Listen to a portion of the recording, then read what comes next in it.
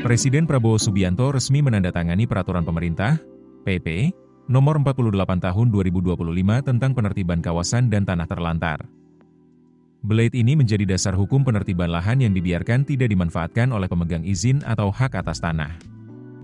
Meski telah diundangkan sejak 6 November 2025, draft PP tersebut baru dipublikasikan belakangan melalui laman resmi Jaringan Dokumentasi dan Informasi Hukum, JIH. Dalam penjelasan umumnya, pemerintah menegaskan bahwa regulasi ini bertujuan mendorong pemegang hak maupun pihak yang menguasai tanah agar bertanggung jawab menjaga, memelihara, dan memanfaatkan lahan yang dikuasainya. Tanah yang dibiarkan terbengkalai dinilai menimbulkan berbagai persoalan. Praktik penelantaran tanah disebut dapat memicu ketimpangan sosial dan ekonomi, menurunkan kesejahteraan masyarakat, serta berdampak pada degradasi lingkungan. Selain itu, tanah yang tidak dimanfaatkan juga berpotensi menghambat program pembangunan, melemahkan ketahanan pangan dan ekonomi nasional, serta membatasi akses masyarakat, terutama petani, terhadap lahan produktif. Dalam PP ini, tanah terlantar didefinisikan sebagai tanah hak pengelolaan, maupun tanah yang diperoleh berdasarkan dasar penguasaan atas tanah, yang dengan sengaja tidak diusahakan, tidak digunakan, tidak dimanfaatkan, dan atau tidak dipelihara. Pasal 2 dan Pasal 3 menegaskan kewajiban setiap pemegang izin, konsesi, perizinan berusaha, maupun hak pengelolaan tanah untuk memanfaatkan dan memelihara lahan yang dikuasainya. Pemegang hak juga diwajibkan menyampaikan laporan secara berkala. Jika kewajiban tersebut tidak dipenuhi, kawasan yang memiliki izin atau konsesi dapat ditetapkan sebagai objek penertiban kawasan terlantar.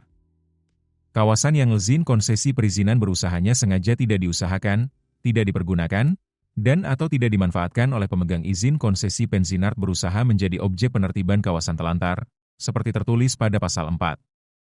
Pasal 4 Ayat 2, PP Nomor 48 Tahun 2025 juga merinci jenis kawasan yang dapat ditertibkan, antara lain kawasan pertambangan, kawasan perkebunan, kawasan industri, kawasan pariwisata, kawasan perumahan pemukiman skala besar terpadu.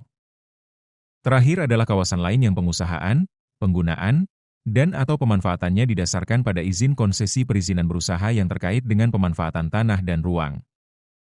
Lebih lanjut, aturan ini membuka peluang pengambil alihan lahan terlantar oleh negara. Tanah atau kawasan yang tidak dimanfaatkan dapat disita dan dimasukkan ke dalam bank tanah atau ditetapkan sebagai tanah cadangan umum negara, CUN, setelah melalui proses inventarisasi dan verifikasi. Ketentuan tersebut diatur dalam Pasal 19 yang mengatur kawasan terlantar dan Pasal 35 yang mengatur tanah terlantar.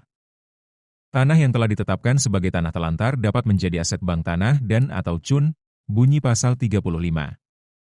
Dengan terbitnya PP ini, pemerintah menegaskan komitmennya untuk menertibkan penguasaan lahan, mencegah spekulasi tanah, serta memastikan pemanfaatan lahan lebih adil dan produktif bagi kepentingan nasional.